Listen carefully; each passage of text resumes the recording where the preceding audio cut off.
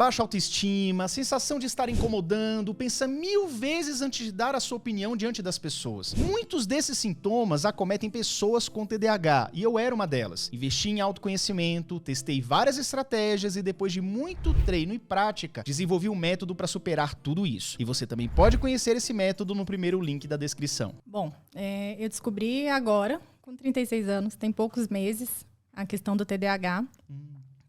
Confesso que eu mesma nunca tinha estudado o assunto, eu ainda tinha os mesmos preconceitos, né, que todo mundo tem. Então, TDAH é aquela pessoa meio boba ali, desatenta e etc. Não, enfim, nunca nem cogitei que eu pudesse ter, nunca nem estudei o assunto. E algumas pessoas do Instagram que eu sigo, que são pessoas que falam de temas variados e que eu admiro muito, que têm uma grande projeção até, foram diagnosticadas e começaram a falar desse tema. E pessoas que eu me identificava muito. Falei, peraí. E aí, as coisas que elas falavam, que levaram ao diagnóstico, eu falei, mas eu tenho isso, mas eu tenho isso, mas eu tenho isso. Aí eu fui estudar. Aí desenvolvi um hiperfoco nesse assunto, né? Mergulhou, como todo TDAH. E mergulhei. Comecei a te seguir lá no... E começa daquele negócio do tipo, cara, o que essa pessoa tá falando, eu acho que eu tenho isso daí, né? Acho que é um pouco isso. Aí, mas quanto mais eu estudava, aí comecei a seguir um monte de perfil de que falava de TDAH, vídeos e textos e estudos, e mergulhei, e eu tive certeza absoluta que eu tinha, assim, não tinha a menor dúvida. E aí procurei um psiquiatra especialista nisso. E a gente fez, né, todos os testes e consultas, e aí realmente ele me diagnosticou formalmente, mas eu já tinha certeza que eu tinha. E estou em tratamento, né, tanto com medicamento quanto terapia. E vem cá, e na sua infância, adolescência, você teve algum sintoma? Você acha que teve alguma coisa? Só um adendo aqui, é que você tá com o cabelinho bem aqui em pé. Isso, tem um cabelito. Aí você puxa assim, isso. Fechou. É porque você ia gostar se alguém te avisasse sobre isso. Tá com o cabelinho assim, tá tipo o Tintin, assim. Tava engraçado, mas tava legal, tava bonito. Que bom que você avisou. Deixa eu te falar, na adolescência, na infância, teve algum esquema assim? Teve, aí hoje eu vejo, né, pro meu histórico e falo, tá explicado aquilo lá. Mas você gostava de estudar ou só as matérias que você gostava? Como é que funcionava isso? Só as matérias que eu gostava. Então, assim, aí tudo fez sentido, né? Porque eu sempre fui meio exótica, meio diferente ali da turma. Então, assim, todo mundo prestando atenção na aula e eu levava um livro da minha casa, do meu interesse, e ficava ali com o livro embaixo da carteira, lendo o livro 5 horas seguidas. E não fazia a menor ideia do que o professor estava falando, não sabia nem qual aula que eu estava. Caraca. Aí eu pensava, não, depois eu estudo isso aí. E aí, na véspera da prova, eu pegava, estudava a matéria, tirava notas excelentes, sempre fui uma boa aluna. Acho que por isso até que eu nunca desconfiei do diagnóstico. Porque o meu irmão tem. E ele já recebeu o diagnóstico faz tempo. Só que o meu irmão, ele era mais típico, assim. Ele era... É um padrão, mas assim, dificuldade na escola. Também passou no vestibular, federal, novinho. Super inteligente. Meu irmão também, desconfio que tem altas habilidades. Que é um dos processos que eu estou descobrindo agora também, né, pra mim. Mas ele já era mais claramente desatento. Eu não. Mas eu tinha muito isso, de não ter menor interesse sobre o que estava lá na escola. Estudava por obrigação e na véspera. Aí eu conseguia, memorizava tudo, decorava, cara, legal, passava. Legal porque você tinha aquele senso do desespero, né? Tipo, cara, a prova é amanhã, eu tenho que aprender isso aqui de algum jeito, né? Eu chegava a pegar atestado médico, às vezes, porque eu precisava estudar mais e não dava tempo. E aí eu adoecia de verdade. Sim. E aí eu conseguia fazer a prova de reposição. Que mesmo sendo mais difícil, você tinha mais tempo de estudar, decorava a matéria, aprendia a matéria e fazia, né? Mas eu era o tempo todo estudando as coisas do meu interesse, né? Então sempre tive assuntos que eu era encantada e estudava loucamente aquilo. E... O que você mais gostava no ensino médio, na escola, assim? História, cultura medieval. História, geografia, adorava. Geopolítica, adorava. Cara. Coisas celtas, espiritualidade, medicina alternativa. Algumas coisas, assim, né? Agora, o conteúdo ali mesmo... Mas era o que você lembra que você tinha mais gosto ali de estar estudando. A gente sabe que 20% das pessoas que têm TDAH não enfrentam dificuldades escolares. Só que assim, esse dado estatístico é um pouco confuso, porque não é que não enfrenta dificuldades escolares, as notas é que não são compatíveis com o diagnóstico do TDAH. Porque para 80% você tem dificuldade, você tira 5 raspando, 6 raspando, entendeu? Você tem uma dificuldade ali e escolar. Eu nunca tive dificuldade, por exemplo, para história e geografia. Inclusive, no 3º ano, a minha mãe foi comprar o livro, e era caro, sei lá, acho que era R$40, na época era uns 40 bilhões de reais assim, na conversão da época, tá ligado? Mas eu falava, não, mãe, não precisa comprar não, tal. E minha mãe não comprou o livro de geografia. E eu passava com 7,8 sem estudar, né? Então eu tinha essa facilidade. Agora as pessoas não têm. Agora, por exemplo, tem uma questão também alguns médicos conhecidos no Brasil têm o TDAH, o Dr. Clay Brits também tem, a Ana Beatriz, do livro Mentes Inquietas, ela parece que tem também, né? Não sei se é apenas o TDAH, mas tem.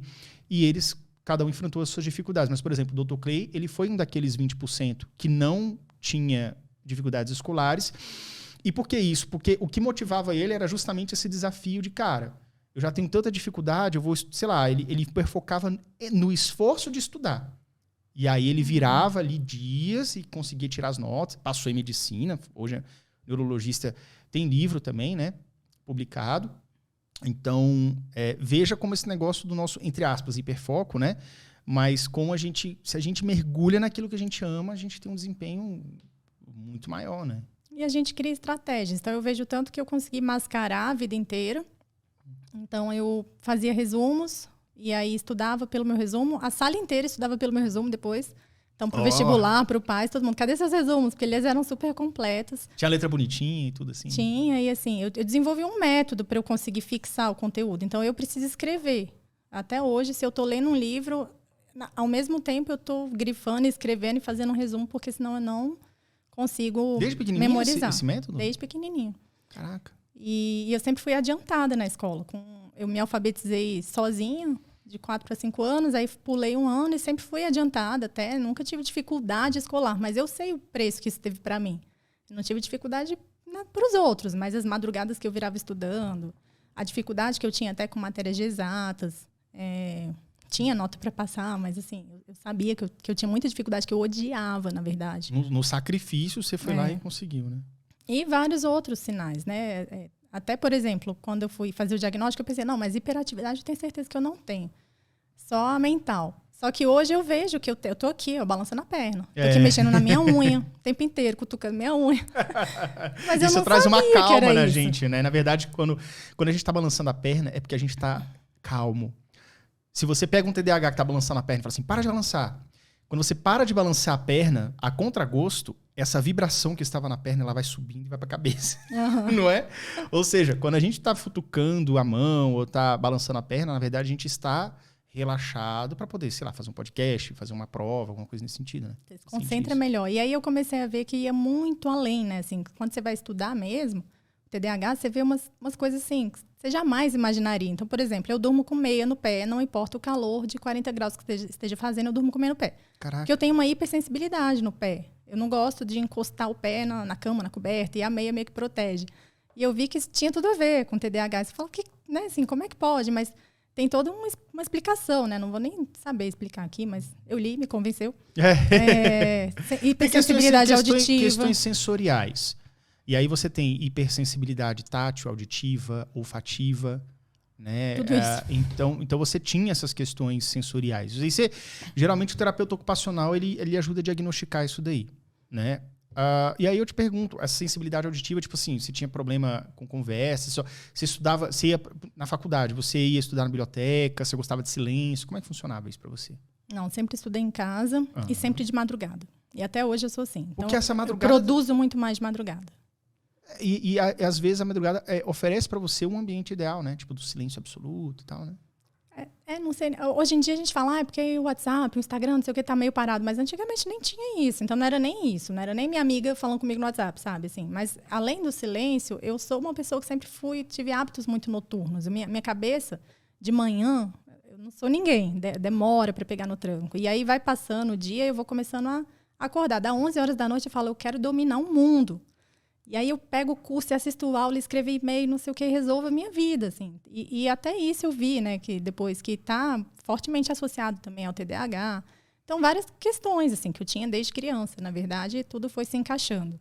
E de manhã, você é produtiva? Geralmente, Zero. Gente, eu falo assim, o complicado, porque assim, a gente está no Instagram e tudo, e eu converso geralmente com as pessoas de manhã, eu abro uma caixinha e tudo e começo a fazer, porque eu gosto de praticar minhas atividades físicas de manhã, justamente para me forçar a pegar no tranco. Eu pareço um carro a álcool. Tem muita gente que não sabe o que é, eu já do flex. Mas antigamente você tinha carro a gasolina ou a álcool, e a álcool de manhã, Não pegava de jeito nenhum. Tinha gente que, da década de 80, você ligava o carro, enquanto ele ia esquentando o motor, você subia para tomar café, ele ficava uns 10 minutos lá, descia, para depois você pegar o carro. Então, assim, não funciona de manhã. E uma das formas que eu consegui driblar isso é eu pular da cama, dar um jeito de pular da cama e já ir logo fazer uma caminhada, um negócio para acordar.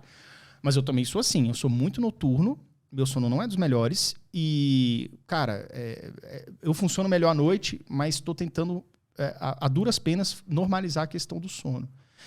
Mas de manhã eu não saio, cara. Você tem algum hábito de manhã, assim, você vai pra academia, ou você realmente, assim, cara, minha vida começa meio-dia em diante. Como é que é isso? Não precisa ser meio-dia também, mas como eu sou autônoma, eu acho que isso favorece muito. Então, eu faço meu horário, né? Então, eu sempre marquei paciente no consultório a partir de 9h30, 10 da manhã, que eu tinha uma margem para não madrugar tanto, assim, né? Agora que eu tenho filho, e ele vai estudar, tá estudando no período vespertino, de manhã eu tô com ele. Então, acaba que eu não consigo ser tão produtiva, né? Então, fico ali com ele, cuido dele, a gente tem ali nosso momento de qualidade. E aí, quando ele vai para a escola, eu pratico atividade física e aí já mergulho no trabalho. Mas aí também emendo esse trabalho até umas horinhas da madrugada. Não o atendimento, claro, né? Mas o que eu tenho que fazer online, enfim. Aí eu trabalho de madrugada. Mas eu sou muito bem resolvida hoje com isso. Eu não acho que eu sou obrigada a me enquadrar no horário padrão. Então, se eu tenho essa flexibilidade, eu aproveito disso. Claro que se eu tivesse, né, fosse uma CLT, tivesse que entrar 8 horas, eu ia ter que dar um jeito, me virar. Mas eu tenho, então por que não, né? Também adequar. Claro que sem exageros, não precisa também virar a noite toda, mas eu acabo fazendo um pouquinho do jeito que é mais confortável para mim. Sim. E com relação à sua saúde física e mental, você tem algum tipo de rotina? Pratica uma atividade, um yoga, ou, enfim, você faz terapia? Você, psicóloga, precisa fazer terapia? Como é que você lida com essa parte sua? Olha, eu faço atividade física. Várias vezes por semana, não consigo todo dia. Eu tô fazendo terapia, tem períodos que eu faço, aí eu me dou alta, depois eu volto. É porque você já deve estar avançada a minha terapeuta já está comigo há 8 ou 9 anos.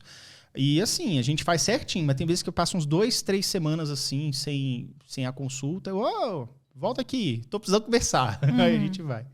Eu acho que eu tenho uma rede de apoio muito boa, sabe? Eu tenho um grupo, assim, de minha família, minhas amigas, que são uma rede de apoio muito gostosa. Claro que isso não substitui um acompanhamento terapêutico, que eu, inclusive, faço também. Mas eu acho que eu consigo... Eu tenho muito autoconhecimento, a gente tem conversas muito profundas, até da questão da maternidade.